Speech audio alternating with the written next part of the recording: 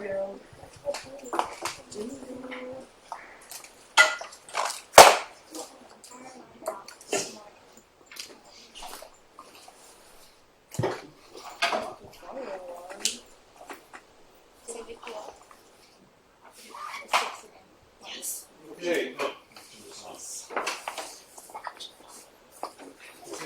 let's get started.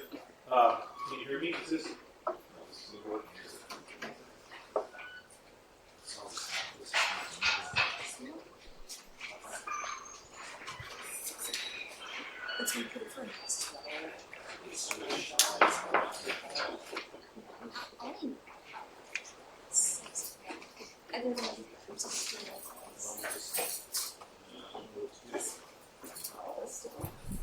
Okay, this is now, all right, so I'll just have to, when I stand here, you can hear me.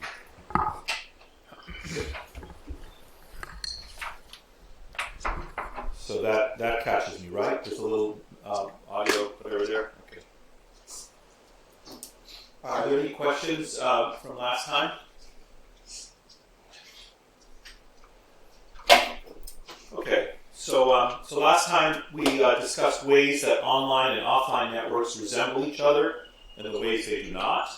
And we talked a little bit about how influence might work online, and we also reviewed some of the genetic antecedents and, to a lesser extent, genetic consequences of social networks. We talked a little bit about how an understanding of social networks helps bridge the gap between methodological individualism and methodological holism. And today we're going to start to talk about what one might actually do with this knowledge. In other words, if you acquire a deep understanding of human social networks, what could you do with that knowledge to make the world better? I'm going to walk you through some strategies for exploiting and understanding networks, particularly in health situations, and some applications that my lab and other labs have done around the country. So there are like three processes. There are three basic ways that you could alter a social network or manipulate a social network. One idea is that you could manipulate connection, and this is changing the structure of the network. So the actual wiring diagram of the network, who's connected to who, okay? So you might take a group of people and connect them one way, or the same group of people and connect them some different way, for example. And here you have to cut or form ties between people, and this is potentially quite tricky. And this is what Valente refers to as alteration. This taxonomy, by the way, is different than Valente's taxonomy. And this is what Valente refers to as alteration in the readings for today. But how do we affect who is friends with whom? On a small scale, of course, there are all sorts of possibilities, like Weight Watchers or Alcoholics Anonymous, or military squads. Remember I introduced you to a couple of lectures ago? You take a group of people and you connect them in a very specific way. That's what a military squad is. Or you take a group of people who wish to become sober and you introduce them to each other and connect them in a very compact way in Alcoholics Anonymous. So you can imagine doing this on a small scale, and you can maybe imagine doing this online, but it's hard to imagine how you might manipulate connection or change the structure of big networks. Okay? To manipulate contagion is a second strategy. Here you say, okay, I'm going to accept the structure of the network. There's nothing I can, let's say, necessarily do. I can't force you to break your friendship with her or force you to be friends with him. I can't force you guys to be wired together. You guys have to get a divorce and you guys have to get married. You can't really do that. So you sort of accept that the network has a structure that it does, and now instead you're going to manipulate the flows through the network. How can you manipulate contagion? And here the idea is that you might want to, and this might involve choosing the target of new information or new behavioral interventions. In other words, if I can only introduce one of you to a piece of information that I hope all of you will come to learn, who among you should I pick, given the existing structure of your social interactions, to optimize the flow of that information in the students in this classroom? And this is similar to some of Tom Valente's work on seatbelt use and substance use and smoking cessation. And many people have been trying this, but we still don't have a complete understanding of what things go viral and why. How can we manipulate the virality, make things, especially likely to spread within a network? And this includes the various targeting procedures Valente describes in the readings, such as individual, segmentation, and induction. Okay, so again, my taxonomy is different than Valenti's, and I have three ways of intervening in networks: connection, contagion, and position. And his fall under these categories. Now, position interventions involve manipulating topological location. My simplest example of this is, imagine you're a teacher in front of a classroom, and all, just like these chairs, are all nailed to the floor, right? And no one is sitting in the chairs, but the topological arrangement of the chairs is pre-specified, okay? So this chair has this neighbor, and the neighbor behind him, and the neighbor in front of him. And this chair has those neighbors, and no neighbor this way, and one neighbor behind them, okay? And you have a group of students out there of varying abilities. Some are smart students, some are not so smart students, so varying abilities. And now you're going to let them into the classroom. And the question is, where should you put them in the seating arrangement so as to optimize learning? You seat the good students in the front, you seat the good students in the back, you mix them randomly. Do you understand? The structure of the network is fixed. Chairs are nailed to the ground. The ensemble of humans is specified. But the question is, where do you slot the humans into the network to maximize learning, to create a new property in the network that didn't necessarily exist? And the fact of the matter is, you can do this by thoughtfully arranging an existing group. For example, if you have a group of engineers, you can arrange the engineers one way and they're very inventive. Or take the same engineers and put them into different slots within an office diagram, for example, and they're not so inventive. The office diagram is the same, the engineers are the same. Where you put them affects their ability to be inventive. So, and this can be done both online and offline.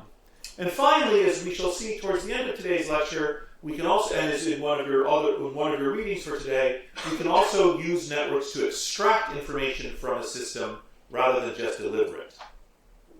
Now let's review the sorts of experiments that are really required to sort all this out, starting with an example from your readings. And this is a very important experiment that involves manipulating connection, which is much easier, as I said, to do online than offline. Now these two networks both have exactly 128 people. Okay, there are 128 people here and 128 people there. And everybody in this network is connected to 6 other people, and everybody in this network is connected to 6 other people. If I dropped you into one of these two worlds, you could not tell the difference which world you were in. How many people in your world? 128. How many people in your world? 128. How many people are you connected to? 6. How many people are you connected to? 6. How many people is everyone else in your world connected to? They're all connected to 6. And the same for you. You could not tell the difference. But we, with this bird's eye view, can see that there's a difference in the structure of these two networks. Okay? And this structure, turns out, has high relevance for how things might spread within the network. So, for example, in which of these two networks, so this yellow person here is connected to these 6 red people, and this yellow person to those 6 red people.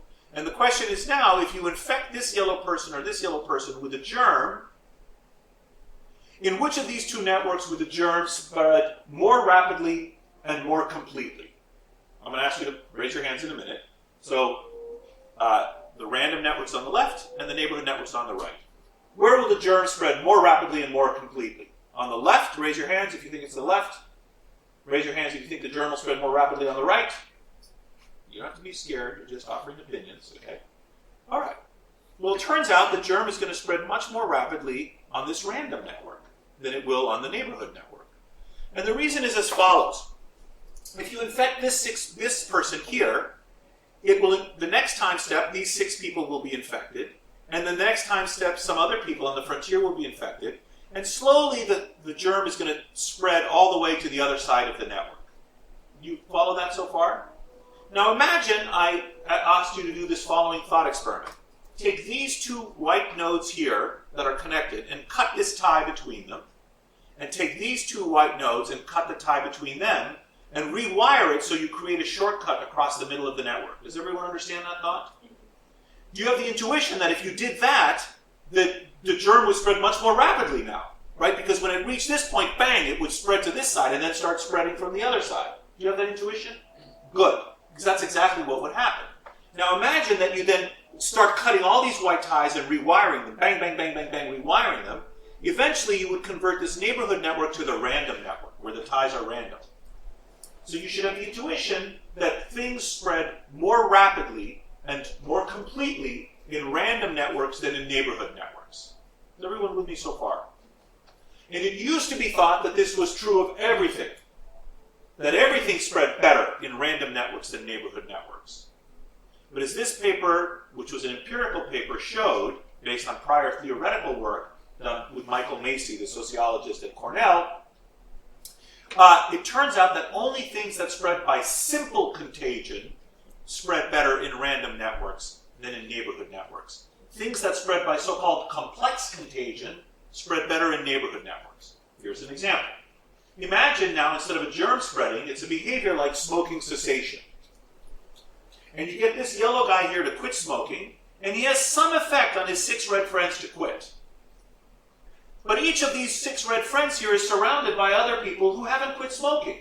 Imagine these are all smokers and these are all smokers. And you persuade this yellow dot here to quit smoking, and he quits, and he has some effect on these 6 red dots, weak effect. But it's a weak effect because they're all surrounded by other white dots that haven't yet quit smoking. Does everyone understand the example so far? Now in this situation, on the other hand, when this yellow dot quits smoking, he has some effect on these 6 red dots, and each of them is now connected to 1, 2, 3, 4, 5, or 6 other people who've just quit smoking. So here the epidemic extinguishes the smoking cessation epidemic, but here the smoking cessation epidemic propagates. It's like a fire burning down the side of a hill, consuming fuel. You know that wave of fire that comes down, a fire down a hill? This is what happens here. It moves down, whereas here it just extinguishes. You understand the metaphor? So what this means is that this actual structure of the network is really important to what happens in it. And you can manipulate this structure and therefore elicit, let's say, smoking cessation or germ spreading, depending on how you organize the topology of the network. This is a connection manipulation.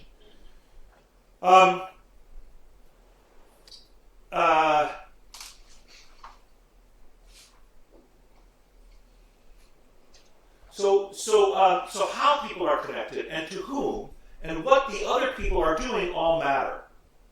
Moreover, as they showed in this particular paper that you read, the more emails that people received about the activities of their health buddies, the more often they return to the forum as well. So it's not just a one-off interaction with the people in this experiment, but you can get repeated interactions which further enhance the effect that I've just described to you. And all of these findings raise the possibility that the amount of social reinforcement we give to people to improve their health habits may be more important than who is encouraging them to do so. In other words, a local community network of friends and neighbors may be more important than a remote celebrity spokesperson. People care about what those real individuals around them are doing, not so much about abstract invocations to do better. Now we've also, of course, in my lab conducted experiments of this kind. Here's one of our first experiments of this nature. So in this experiment here, which is now getting quite old actually, well, I'm proud of our innovative role in this line of work. So here we took a group of people and we dropped them into a network with this structure. Now this network has what's known as an Urjos-Renyi random graph. You don't need to know that, but he was a very famous mathematician, Urjos was, and he invented a way of generating graphs using mathematical rules. This is an Urjos-Renyi random graph with 30% tie saturation. That means 30% of all possible ties are present in this graph. Anyway, the point is, using that mathematical process, you can generate a network that looks pretty realistic for a human network. Okay? And then we take human subjects, hundreds of them, and 20 at a time or so, we drop them into a network, and we introduce them to their new neighbors. So the topology is specified. We drop them into this network, and we say, okay, these are your neighbors, and this person has these 3 neighbors, and so on. We give them a little money, and they play a public goods game, similar to the game I introduced you to in the last lecture, where if you contribute money to your neighbors, we double it, your neighbors benefit, but you pay a price. Everyone should contribute maximally, but of course that's not what typically happens. Okay, this is like the high school assignment when the teacher said, okay, you 4 are working on, in middle school, the 4 of you are going to work on the soil quality experiment. And you're all going to be graded together, and if you work hard and get an A, you'll all get an A, but if you don't, you get an F. And you are like, I want to get a good grade. And these 3 guys aren't doing any of the work. And so your choices now are terrible. Either you do all the work and they get credit for your work, or you also become lazy like them and you all get an F. Both of those options suck. Okay? So that's what happens here. They play multiple rounds of the experiment. The red dots are the mean defectors that don't contribute money to their neighbors. The blue dots are the nice cooperators that do contribute money to their neighbors. And in the beginning, about 2/3 of the people are nice blue cooperators. But as time goes by, each of these people trapped in this sort of awful predicament where they're giving to their neighbors, but their neighbors aren't reciprocating, say to hell with that, so they also start defecting. And then you have a collapse of the commons, right? You have a kind of tragedy of the commons here, where everyone defects by the end, okay? So in this topology, in this arrangement of human beings, in this pattern of connection, cooperation is eliminated from the social system, except these little cooperators here on the edge of the society keeping civilization alive, like cooperating with each other here on the very perimeter, okay? Now, in a different branch of the experiment, however, we randomly assign people to a different topological regime. And now, in addition to choosing whether to cooperate or defect at every round, they also chose whether to keep connections to their neighbors or cut connections to their neighbors to some low extent. And with that topological regime, cooperation persists in the system. The point is, I can take you people and connect you one way, and you're really sweet to each other. Or I take you same people and connect you a different way, and you're mean jerks to each other. That means this property of sweetness and jerkiness isn't properties of you yourselves, it's properties of the collection of you, which I can control by dictating how you're connected to each other. Connection matters. The pattern of connection of human beings in networks is relevant, not just to, for example, the spread of smoking cessation or germs, but also to the emergence of cooperation.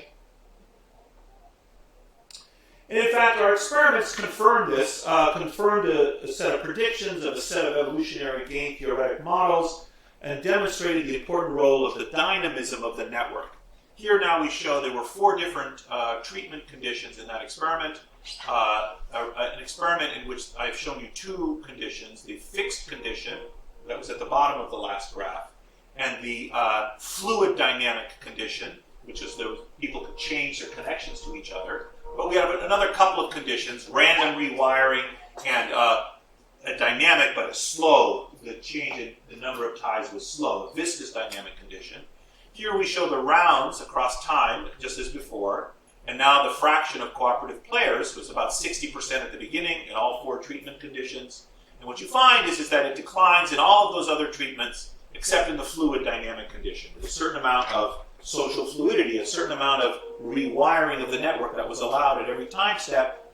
That alone could allow a group of people to remain cooperative. In yet another, Liz. When they're choosing whether they're keeping or changing neighbors, do they choose just the percentage of neighbors that are changing? Oh, this is a great question. Or the speed of change? Yeah, what we tell them is, you have 8 ties, and 10% of them, say 1 in expectation, is open for rewiring at this time step. And then it could either be, you're connected to him, and now we tell you he's a defector, he's a cooperator, he's a defector, I'm going to cut ties to him, he's abusing me. Or he's a cooperator, I'm going to keep ties to him. Or it's another person to whom you haven't been previously connected, and now you're given the choice, do you wish to be connected to this person? And you're shown. So a fraction of the ties is up for renewal at every time step. Either existing ties or non-existing ties can be cut or formed. With the knowledge that they were... With the knowledge of their behavior, their phenotype, that's exactly right. So it acts as a kind of decentralized ostracism. In other words, those of you among you who are jerks and take it, like, you're never going to work on another science project with those guys again. Given the choice, you won't work with them again, right? And they'll learn their lesson. They're like, damn, no one wants to work with us. Or we don't get to work with the smart kids because they don't want to work with us because we're lazy. You understand? So that acts as a kind of decentralized ostracism, which helps enforce good behavior. And I'll give you some intuitive examples of this in just a moment. Mary? So then, I assume that in that scenario as well, the people who were, whose ties were cut for them know that the tie was cut. Yes, they get feedback. Oh, I used to have 4 connections, now I only have 3. These people don't like me They anymore. cut me off, Yeah, very good. Exactly. That's one of the mechanisms by which it works. So we did a follow-up experiment of this, now coming, actually 2013. We had a huge burst of work in this area. And we plotted the rewiring rate on the x-axis. We swept the parameter space to study how much rewiring was needed to optimally foster cooperation. So the rewiring rate's on the x-axis, And you could just think of this as the estimated per round change in cooperation. That's like a regression model-based summary of the data about how cooperative they are. But you could just say high cooperation and low cooperation is what you need to think about here. And what we found was this sort of parabolic shape. Just as I told you, in the fixed networks, cooperation was low. But we also found in the networks where 100% of the ties were rewired at every time step, cooperation was low. Optimal cooperation was in the middle regime, when a median or sort of intermediate level of ties could be formed. And the reason is, if you think about it, is that, think about, for example, here, at any given moment, you're stuck with the neighbors, as I said before. If they're abusing you, you decrease your cooperation. But here, the neighbors are changing every moment. You have new neighbors. One, I had you guys, and then the next time step I have you guys, and the following time step I have you guys. You have no incentive to cooperate because they're constantly new people at every time step. A couple of intuitions about this are: consider the role of social institutions in our society, which are often organized so as to move us to the middle of this range. For example, the institution of divorce and marriage. If you're in a society in which divorce is completely prohibited, and you're stuck with your spouse, and your spouse abuses you, what is your choice? You also become abusive. You don't love your spouse, you don't invest in the marriage, because you can't leave and you're being abused. Conversely, if you're in a society where divorce is trivial, and every day you have a new spouse, I divorce you, I marry her, I divorce you, I marry him, I divorce you, I marry him, right? Every day you have a new spouse, you also won't invest in your spouse. So you want a society in which divorce is possible but not too easy, to incentivize people to act kindly to each other. Do you understand that idea? Or consider the home mortgage deduction or housing policy. You want a regime of housing policy that doesn't force people to stay put forever, like Soviet housing, right? Or like we used to have in our society in low-income high-rises, right, where people were assigned housing, and your neighbors now start putting graffiti on the walls and start putting the trash out, right? Why on earth should you clean up their garbage if they're going to continue to abuse you, right? They're going to continue to despoil the collective commons. You have no incentive to help out, and you can't escape. So what happens? You also start acting in this antisocial way. Conversely, at the other extreme, if you have new neighbors every day, you also don't bother, right? Why should you go, you guys probably did this when you were young. You probably had an elderly neighbor, and you shoveled their snow, or you offered to mow their lawn, or I'm assuming some of you did these kinds of nice things, right? You made an investment in this neighbor, and you swept your yard and then their yard, and so on.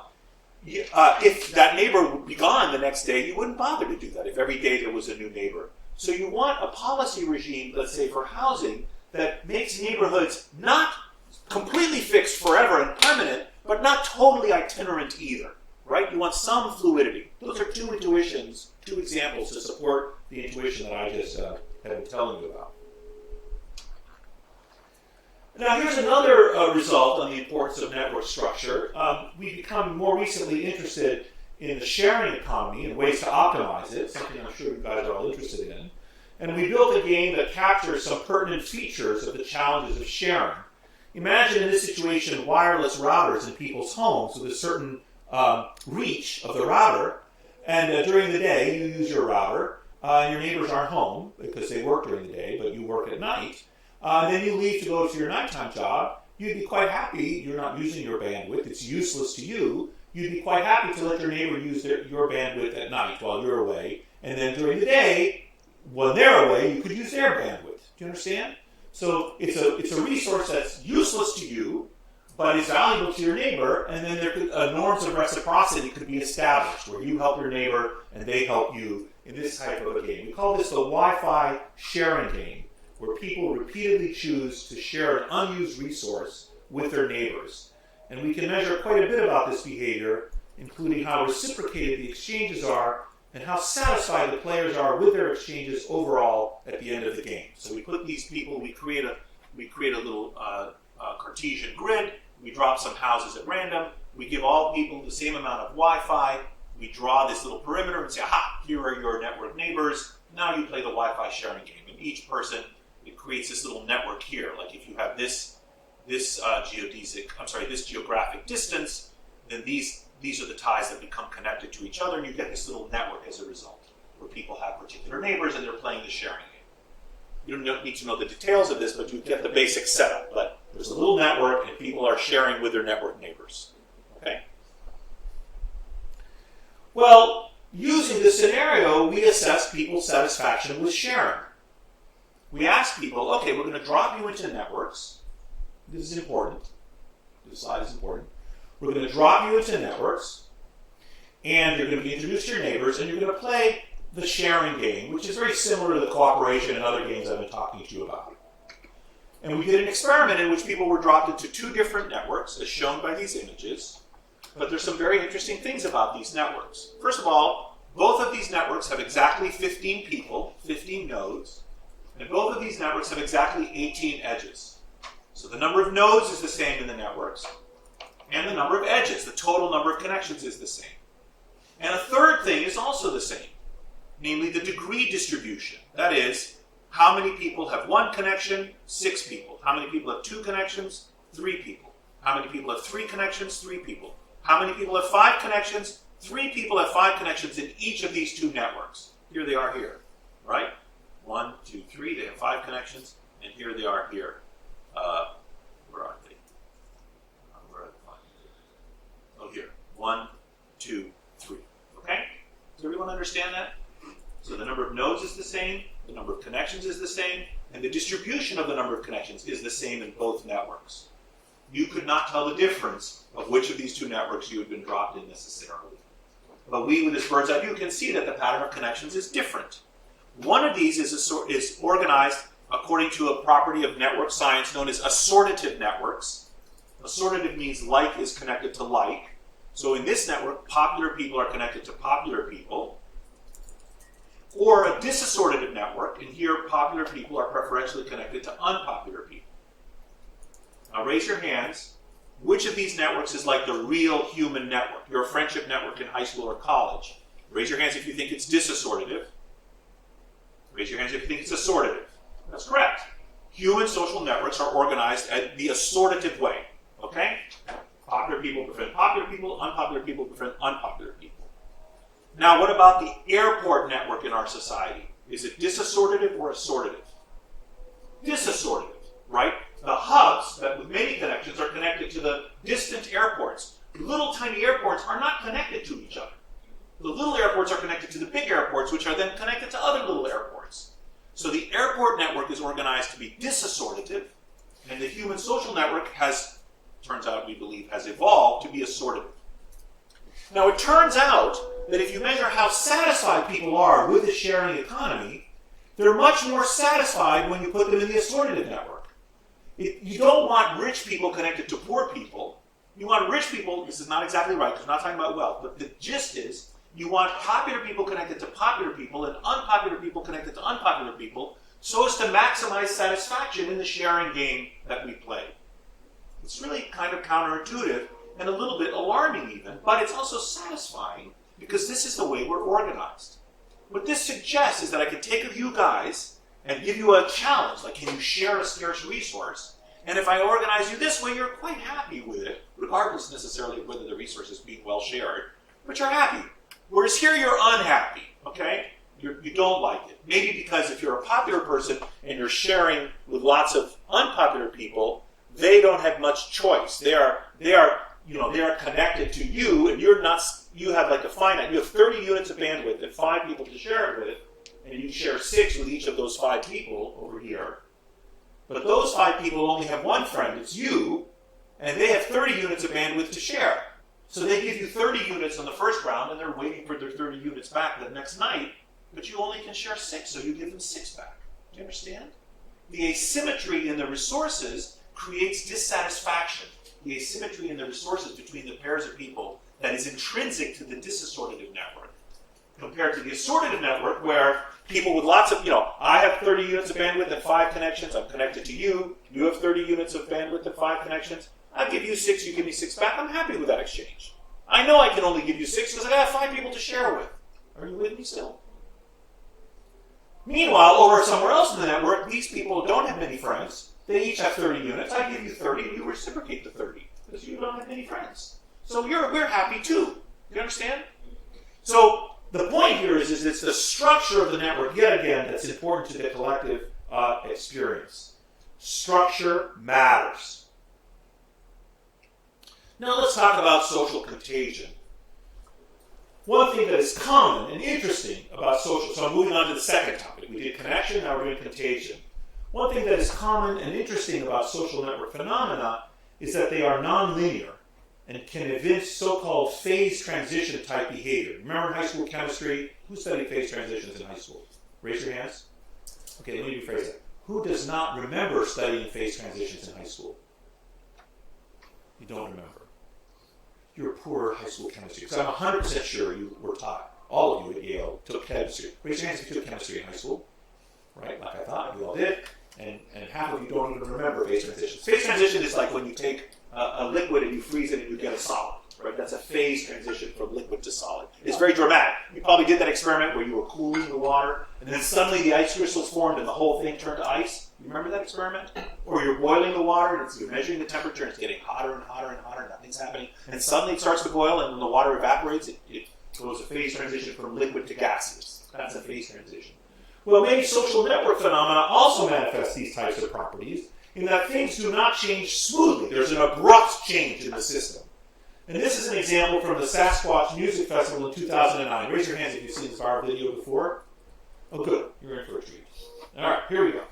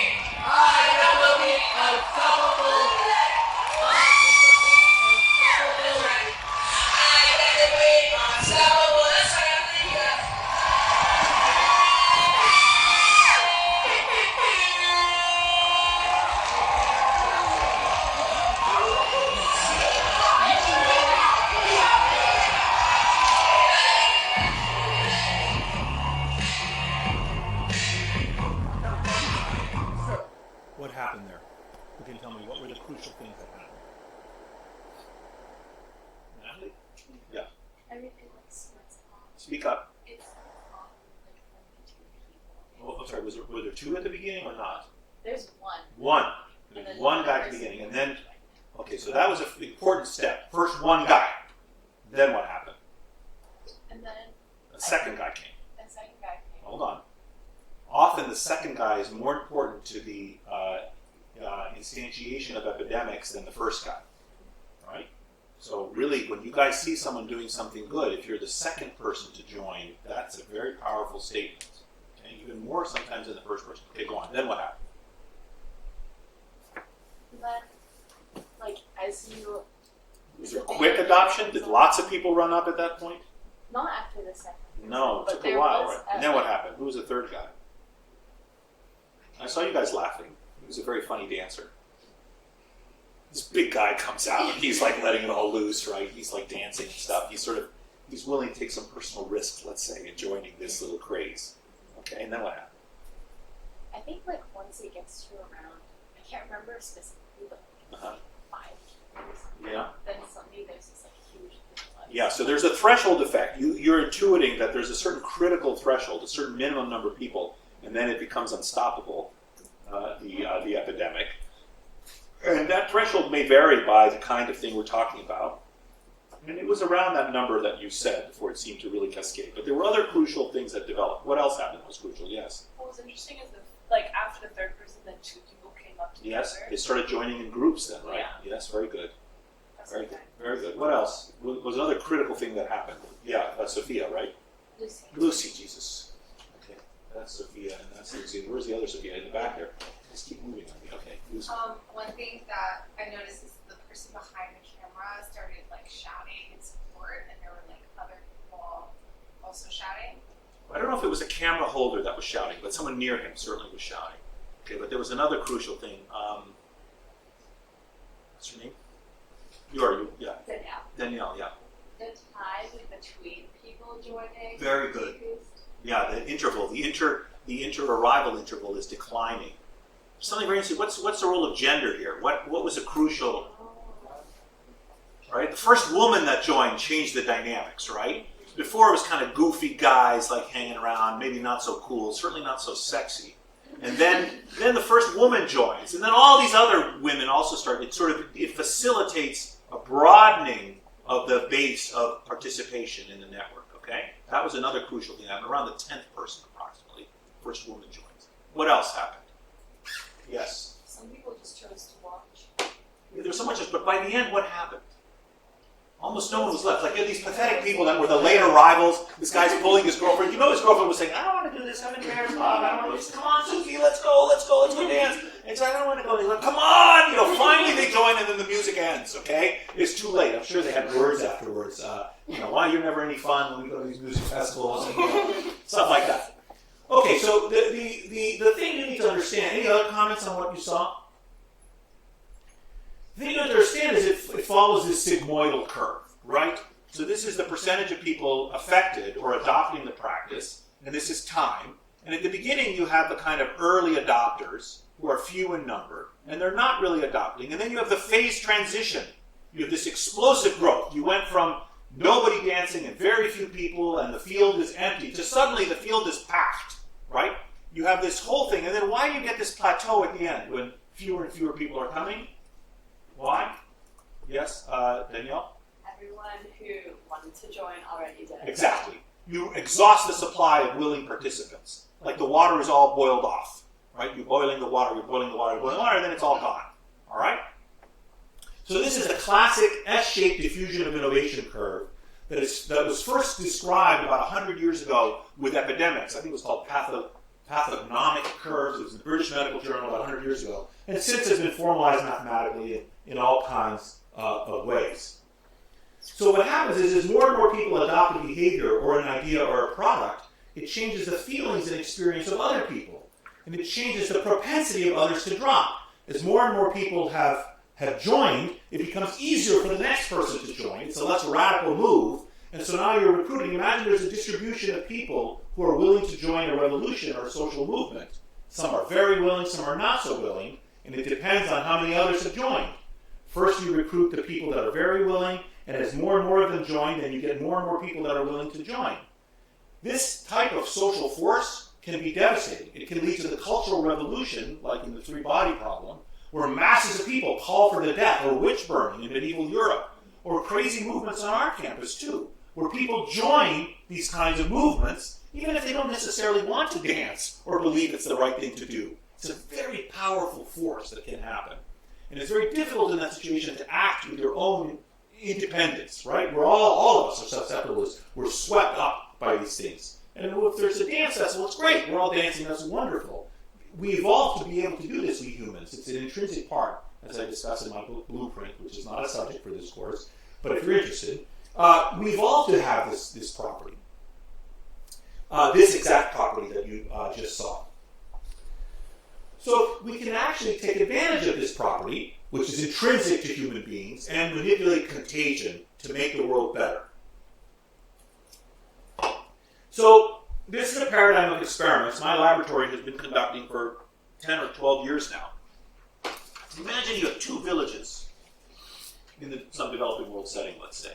This village and this village. And imagine you have just enough money to reach 6 people to target them with some maternal and child health intervention. So, for example, you're going to a breastfeeding intervention, or a vaccination intervention, or a clean water intervention, or something like that. Okay?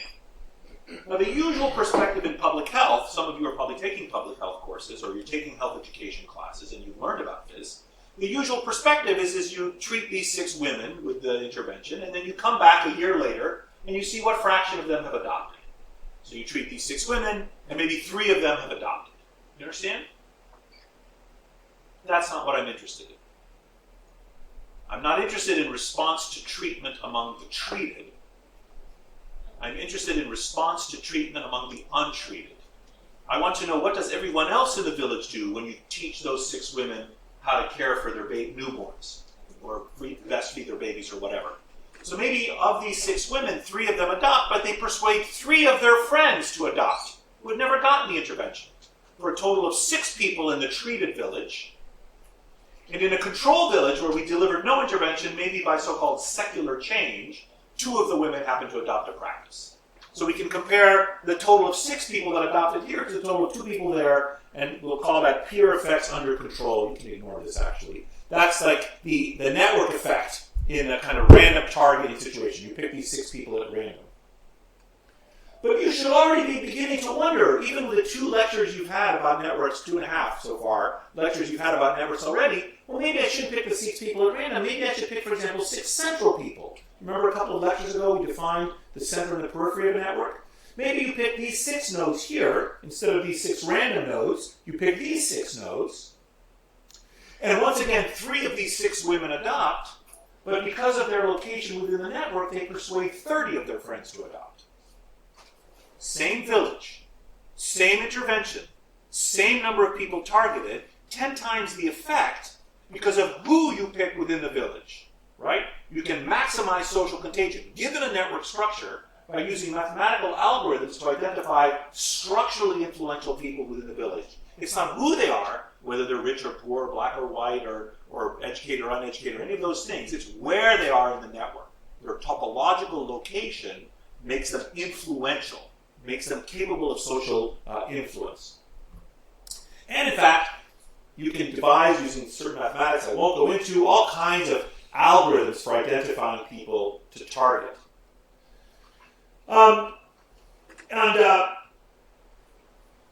But yes, Joseph? Yes. Yes.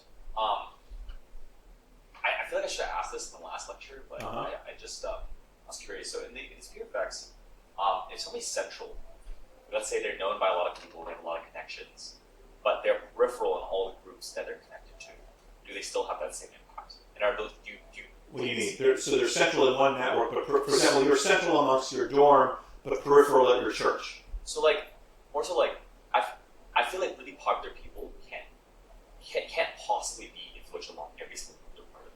And the reason they're popular is because they might have less, they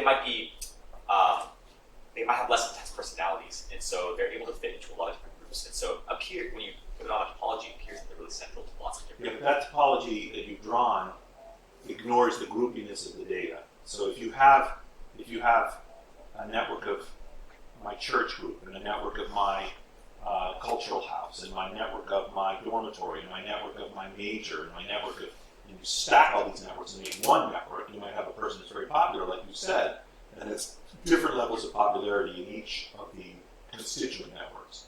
So that's something called the multiplex network. I think I talked about it, I can't remember. If not, I might turn to it, but there's a way to handle that. Okay, but the gist of it is that for now, we're going to assume that it's a simple case, that people who are just mapping a network of friendship. And when I say this person is popular, they're popular. They have many connections. Maybe they have few in some other situation. Is that okay? Yeah. All right. Dana?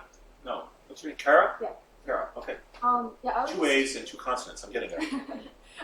So like in one of the readings, they talked about two, I guess, ways to measure centrality. There was centrality closeness and Yes. centrality betweenness. I was wondering if you would like be able to. So I could explain those to you. You don't need to know them. They're different ways of measuring centrality, but the betweenness centrality was the one that I talked about a couple of lectures ago, in which what you do in betweenness centrality is you pick a node. It's a wonderful intuition. I love it. You pick a node and you draw the shortest path. You draw every path between this node and every other network. Okay? So you draw, here's the path to this node and this other path, and you draw all the paths between this node and every other node. So you have all this ensemble of paths from this node to every other node. And then you pick another node and you do the same thing. So you have this stack of, there are 100 people in this network, you have a stack of 100 sets of paths, and there are many paths in the system. And then you compute, well, how many paths does this node fall on? And this node here in the middle is going to fall on many paths between this node and all the other nodes in the system. It's actually not the shortest path, it's the shortest path. So it's this node and the shortest path to every other node, and then you create these ensembles and then you stack them. And that's the betweenness centrality. Okay, now sometimes mapping a network is not always feasible. It can be expensive or impractical, and it's not scalable. So how can we identify the influential individuals without having to map network ties for a whole population? Well, it turns out that there's a mathematical fact about social networks called the friendship paradox that is summarized in the observation that your friends have more friends than you do. Did you know this? Your friends have more friends than you do. It's really depressing. And your sexual partners have more sexual partners than you do as well. And in fact, if you're a scientist, this really pisses me off. Your scientific co-authors have more co-authors than you do. All right. Now the reason for this is that the average person in the network has the average number of connections, but the average friend of the average person has the average number of connections plus the variance in the degree distribution divided by the average number of connections. What do I mean by that? Well, imagine, just to cultivate some intuitions, let's look at this network. Let's look at all the people at the perimeter. Actually, before we do this, let me cultivate another intuition. Imagine you're a party host, and you're throwing a party, and you have 100 friends, and none of them have any friends but you. And you invite them all to the party, and so there are 101 people in the room. If you sample from this ensemble of people, and you ask them, who's your friend, 100 of them will say the party host, which party host necessarily has many more friends than they do. You have one friend, your friend is the party host, she has 100 friends. You have one friend, your friend is the party host, she has 100 friends. So for every one of you, the party host has more friends than you do. Is everyone with me still? Only when you happen to pick the party host, and only for that one person, does their friends have fewer friends than they do. For everyone else, their friends have more friends than they do. Okay, that's the first toy example.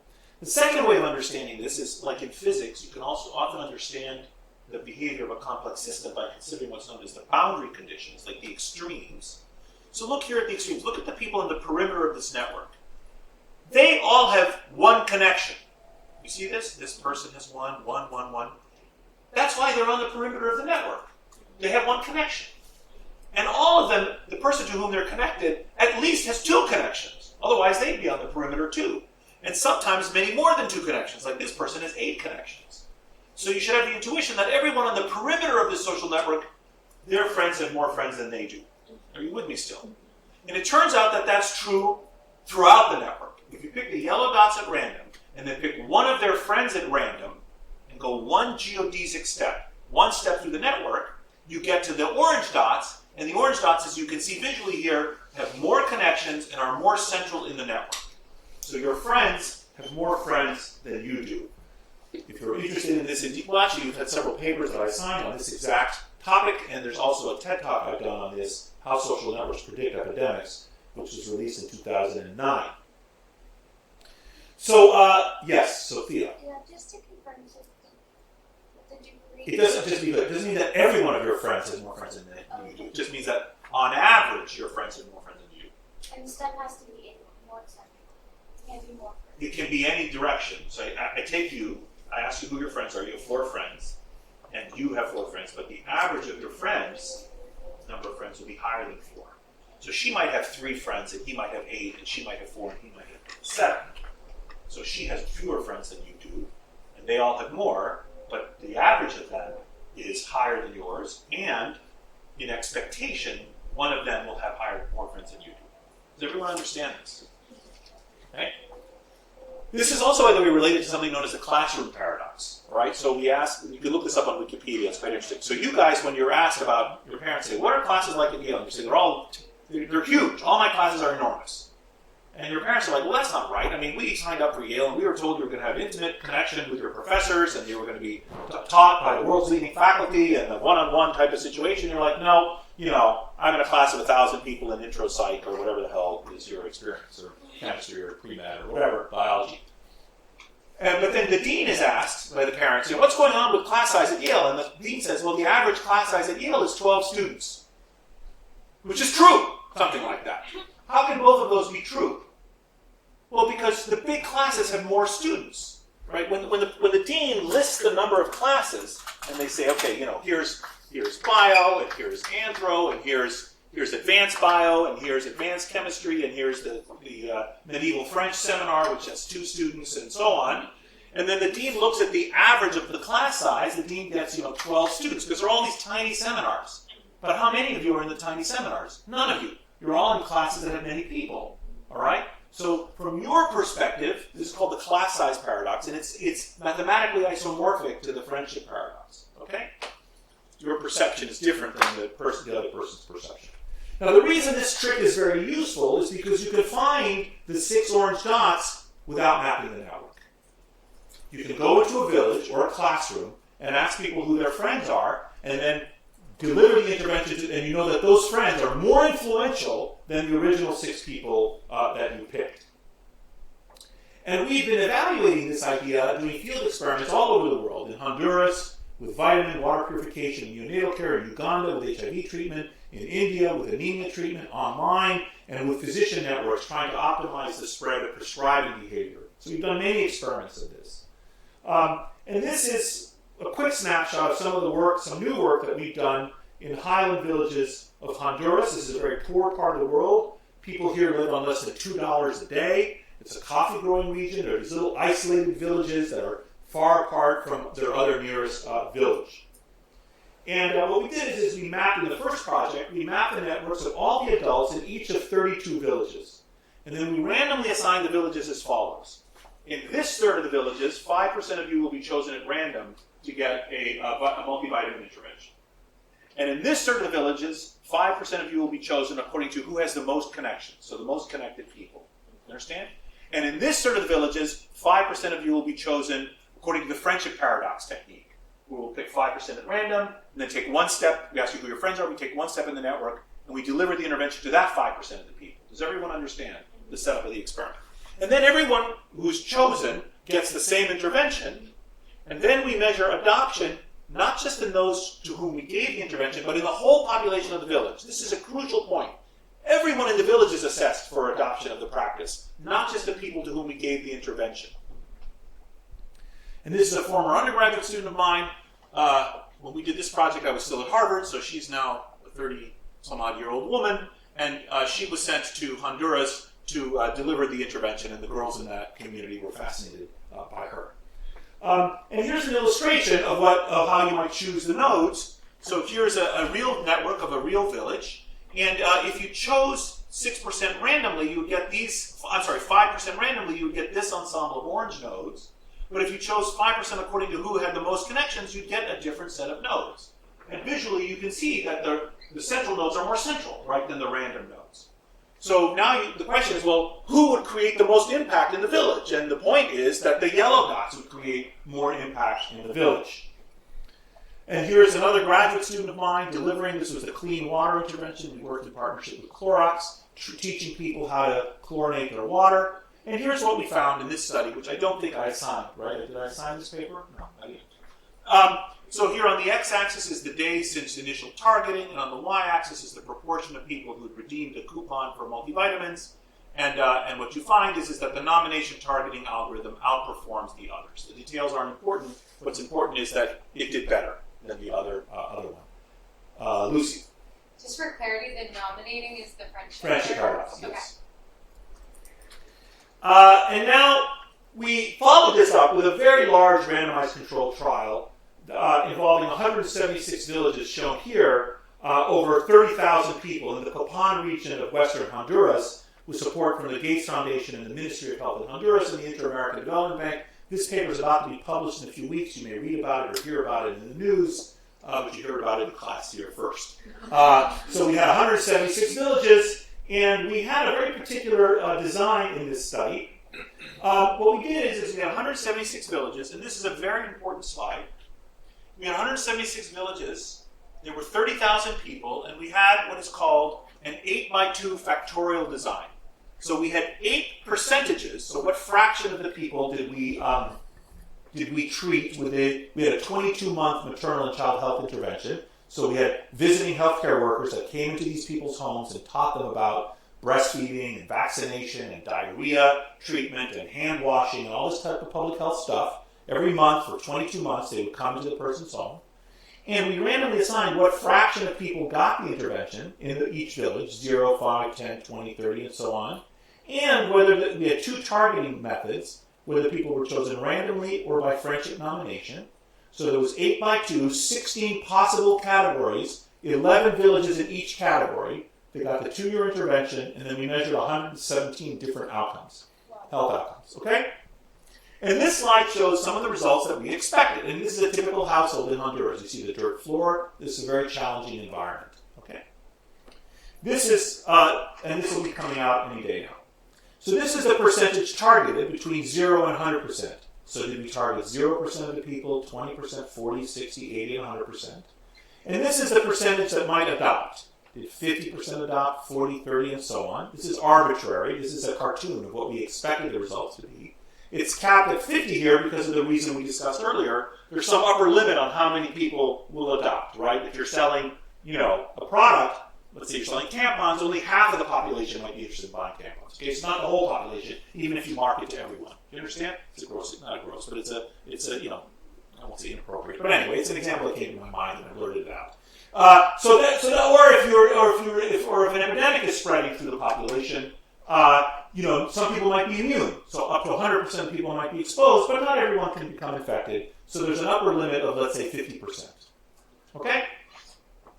So if there's no social effect, you target 100%, 50% adopt. You target 80%, 40% adopt. You target 40%, 20% adopt. 20%, 10% adopt. There's a linear growth. Is everyone with me still? But of course, that's not what we expect. We expect a social effect. At low targeting percentages, even if you target 20% of the people, nobody adopts. Why? Because none of their friends have adopted yet. Right? Nobody adopts. So the social effect here works against you and suppresses adoption until you reach the critical threshold and you have a phase transition. Now you have explosive growth. And the social effect that worked against you now works for you. As you get to higher and higher targeting percentages, it becomes easier and easier to persuade people to adopt because all their friends have already adopted. Like if I'm selling you, what was her name again? The musician we talked about the last time? Taylor Swift. If I'm selling you Taylor Swift music and all your friends are already listening to Taylor Swift music, it's easier to persuade you to adopt Taylor Swift because all your friends say she's great. Okay? Maybe at the beginning when Taylor Swift is very new and no one has heard her, and I'm saying you should listen to her, she's great, and you're like, nobody's listening to her, I don't want to listen to her. Do you understand?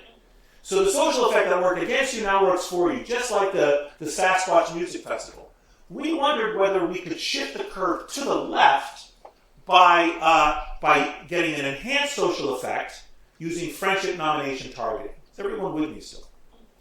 And in fact, so maybe if you pick 20% of the people in just the right fashion, it's as good as if you picked 100% of the people. So you don't need to do public health interventions where you treat everyone. You can do a subset of people.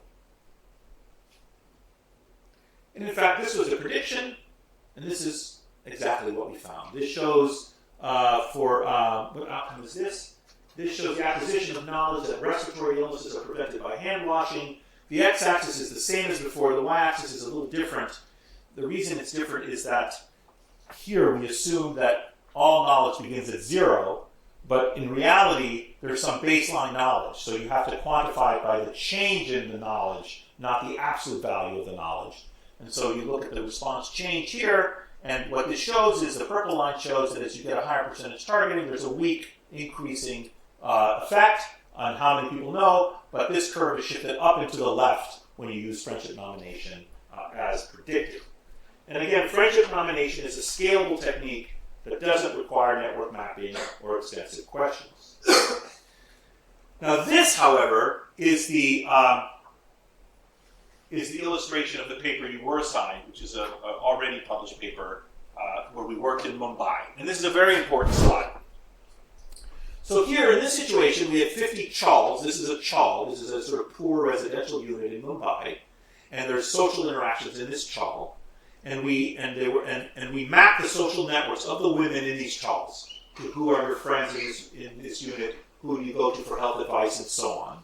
And we had 2,491 women household heads. And we had a 3x2 factorial design where we had 2 seed percentages, 0% and 20%, and 3 targeting methods. The random targeting method as before, the friendship nomination targeting method as before, and now a new targeting method called the pair targeting method. And this was assigned in your readings. This slide is not in your readings, so it's very important, but the rest is in your readings.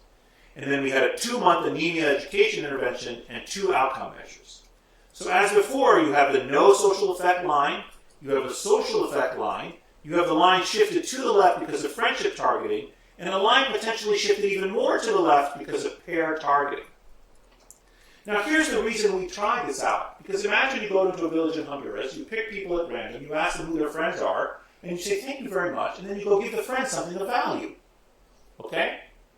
And then you're like, well, what about me? Right? They might get pissed off about this. So what you want to do is you say, okay, instead of picking 10% of the people and then going to their friends, 10% of the now we have a sample of 10% that are friends of the random 10%.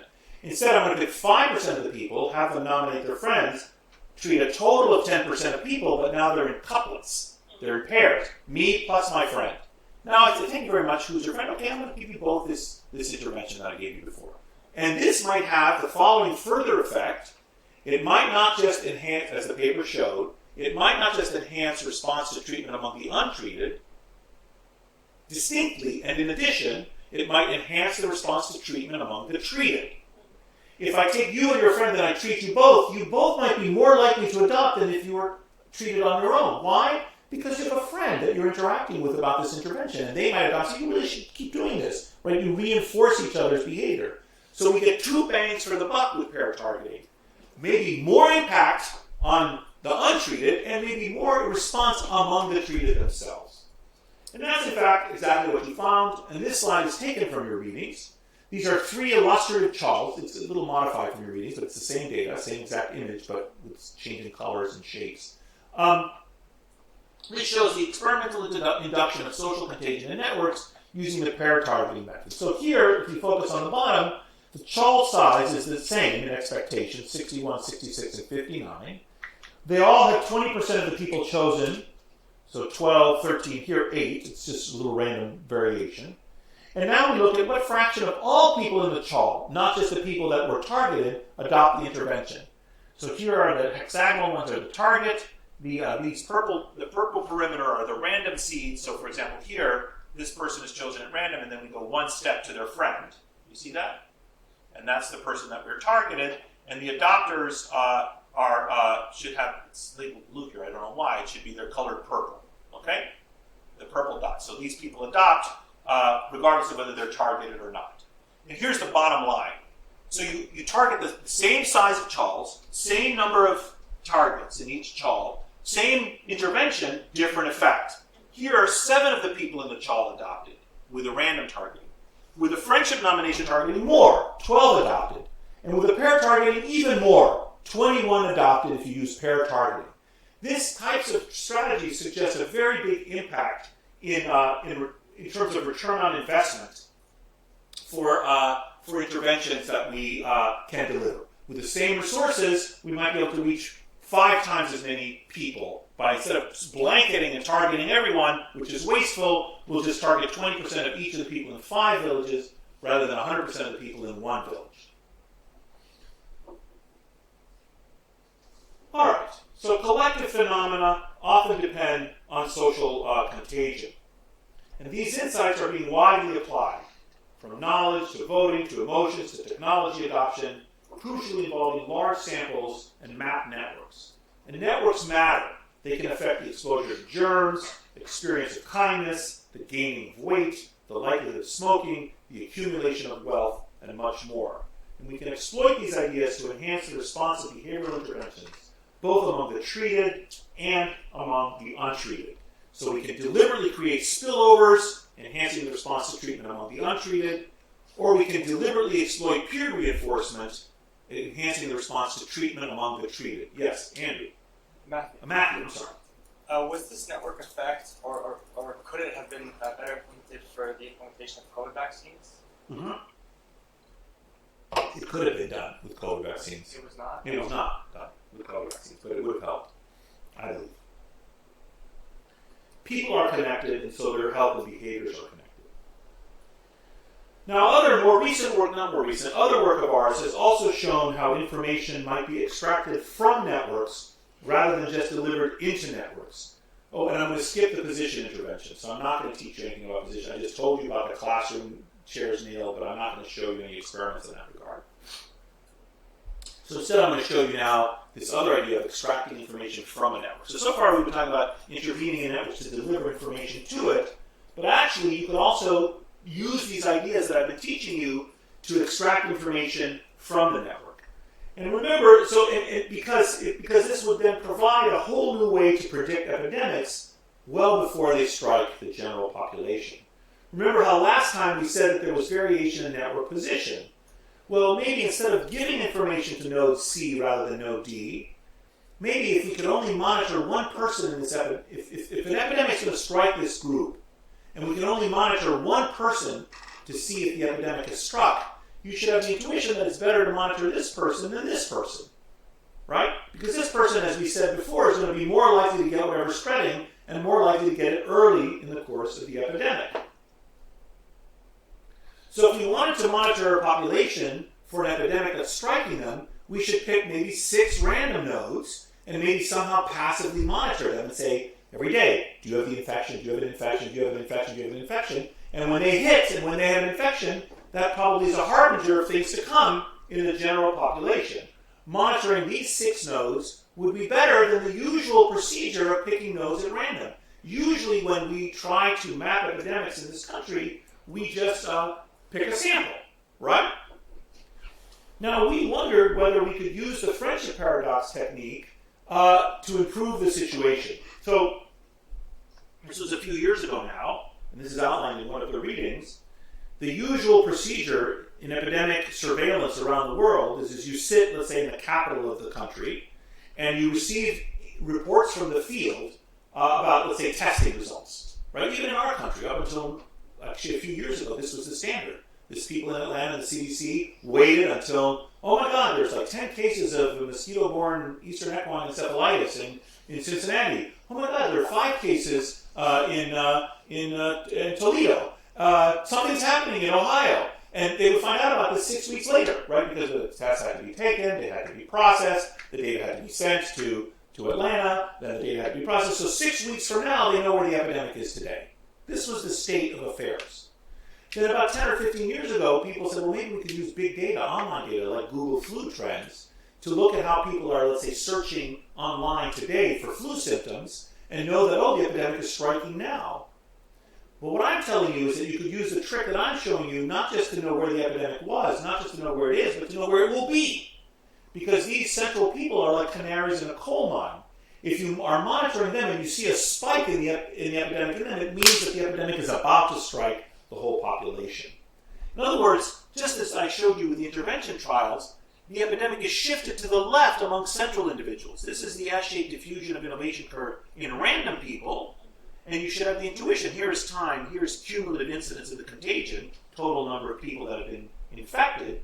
You should have the intuition that that's shifted to the left amongst the central people in the network. Or stated another way, if you look at the daily incidence of contagion, you should have the intuition that the epidemic peaks some amount of time delta t earlier in central people than in random people. This is the crucial slide for understanding the experiment that was in the reading that I gave you. So we predicted that this would happen, and we then did an experiment to test it using, when I was then at Harvard undergraduates. We mapped the network of Harvard undergraduates. We gave them coupons to get ice cream at the equivalent of Arethusa. What is it, the one that really has Arethusa, yeah. So we gave them coupons, and we said you can give your friends coupons, and then this would get to sign up for a little app, and we would ping you like twice a week, and you would tell us whether you had any symptoms. So we mapped the network of the students, and then we said, okay, when you recommend your friends to participate in this study, do they get infected before you do when the H1N1 epidemic struck the Harvard population in 2009? The popular people get infected first during epidemics. We saw that during COVID, by the way, right? Where politicians and actors and people that have many social connections were like canaries in a coal mine. So we used the friendship paradox again. We could pick people at random, have them nominate their friends, and we predicted that this would what would happen, and that's exactly what we found. Using Harvard undergraduates in the study that was assigned to you, we found that the epidemic, that there was, and we tracked both the group of random people and the comparison group of censors, the curves diverged 6 weeks before the peak of the epidemic, and that there was a 2-week difference in the peak in the friends of random people than in the random people themselves. So I could know 6 weeks in advance that an epidemic was striking the population. In advance, guys. That's huge that you can predict the impact of an epidemic with that much advance notice. I'm going to skip this. This is a little video that can show what's happening. And I'm going to also point out that, as I've been suggesting, this method is not restricted to germs, but to anything that spreads in populations by person-to-person means. So, for example, pathogens or information spreads or norms or behaviors. You can use this sensor method to detect epidemics of anything. But a key thing is that for this method to be useful is that the thing in question must spread interpersonally, at least in part. So you could use this to forecast a syphilis epidemic, but not a malaria epidemic. Why? Because people aren't infected with malaria from their friends. Correct. There's no social contact. Syphilis, you have to have social contact, sexual contact. Malaria rains from the heavens. Okay? So the sensor network method won't help you predict a malaria outbreak, but it will help you predict a syphilis outbreak. And in fact, we showed this in a subsequent study that we could do this with Twitter. We used a set of 200 hashtags, like Light Up Nigeria. This was, 20 years ago now. The data are from, no, not 20 years ago. The data are from, 10 years ago. It's no longer in press. It's been published. What we found is that we took of the hundreds of millions of people on Twitter, we took 50,000 at random. We picked one person that each of the 50,000 was following to get a monitoring set of 50,000. And we looked at 200 hashtags. And we saw, for example, that Light Up Nigeria peaked. See, this curve is shifted to the left in the friends of the random 50,000 than in the 50,000. And in fact, across 200 hashtags, we knew 7 days in advance what was going to be popular on Twitter. I don't have to tell you how valuable information like that could be for forecasting product demand, political campaigns, epidemics, and so on. Okay, let me close with one final idea. Because the availability of online and other data about human behavior heralds the onset of a new kind of computational social science that enhances understanding of social processes and also facilitates interventions. If you had asked me when I was your age, or when I was your age, I wanted to be a clinical doctor. So maybe when I was 30 and I wanted to be a scientist, a social scientist. If you asked me then, 30 years ago, what power I dreamed of having, I would have said, I wish I could have a little tiny Black Hawk helicopter that would fly on top of you and know where you are and who you're talking to and what you're saying and what you're buying. And actually, I'd like that to have a swarm of black ops helicopters for everyone in a whole city in real time. That would be incredible. Well, of course, that's exactly what we have, right, with these little devices in our pockets. We have a massive kind of data that abets a surveillance state in totalitarian regimes, which is bad, but also provides a lot of data for the understanding of social processes.